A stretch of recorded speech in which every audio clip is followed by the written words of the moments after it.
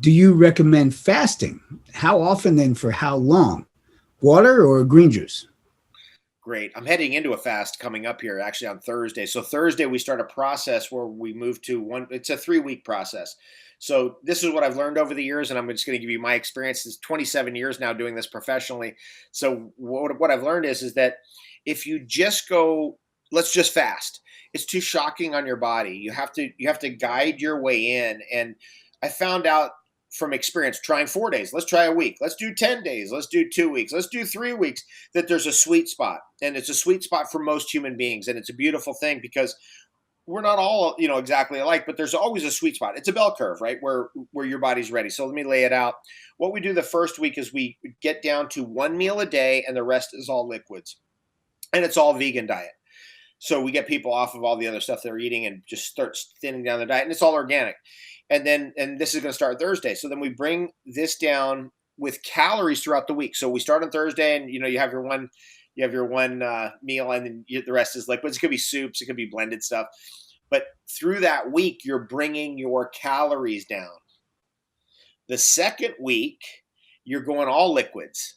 And through that week, you're bringing your calories down. Now, the whole time we're doing enemas, we're doing colonics, we're doing the parasite killing herbs. We're working it, right? We're doing the yoga. We're making sure we do get the hour in nature every day. And we have, a whole protocol of things, but the basics is what I'm talking about here.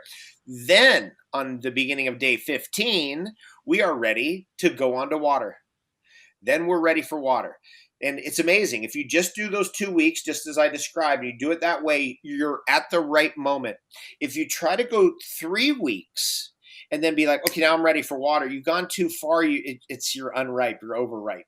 Generally, for most people, is what I found. This is just from trial and error, because we've always tried like, okay, let's get everybody ready in 4 days. Again, let's get everyone ready in 3 weeks. We tried every iteration of it. 10 days, 2 weeks is the right amount. And then everyone's ready. And then it's not also, we have to consider your time. We have to consider like your life. We can't take your whole life away. It's like, we got to get done 3 weeks and we got to get the cleansing done. So when we get into the colonics, in the third week, it's really great, because then if you're emptied out, it's so much easier. And at the beginning of that third week, let's say you did a colonic on the beginning of week 1 and beginning of week 2, you've done everything I've described.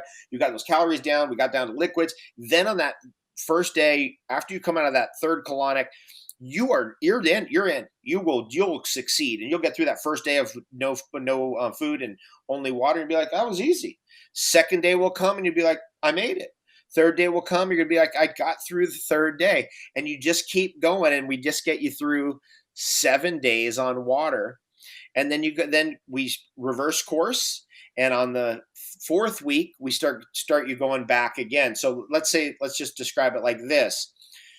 If it took you 3 weeks into the cleanse, it's going to take, say, 11 days, 10 and a half days to get out, half the distance. So you don't want to suddenly like, hey, let's go eat potatoes or something. You can't do that, right? Coming off a water fast, you reverse direction and you go, let's go back on liquid. So then you're able to go back to doing celery juice and green juices. Then in a few days, you're able to do like a smoothie with blueberries in it. And then step by step, you go back to food. And that process, it works, because it can fit your schedule. And we generally land those right on the changes of the seasons.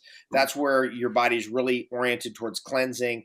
So that's when we do the cleanses. We do the two big ones, especially the equinoxes. Really, the equiluxes is a better word, but the equiluxes on the spring and autumn.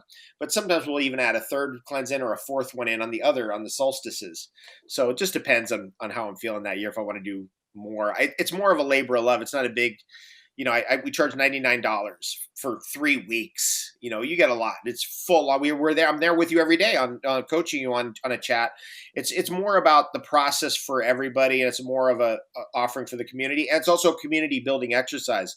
It's really, really powerful to do it together. Very powerful. And the phrase that we put through all our cleanses is "together is better." Raw cacao theobromine, which is a stimulant, does that make this a food to eat only in moderation? Great. Stimulants are for some people and not for others. I will say that clearly.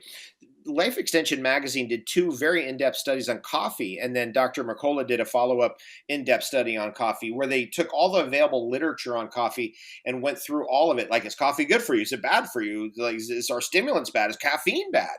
And it's an interesting discovery. The answer is it's bad for some people and not others. And that's just true of all herbal medicine. It's just the way it is. So you have to find out, like, if you like, I can't drink coffee. Coffee it gives me a weird nervous system. I just don't like it. And some people get that from cacao.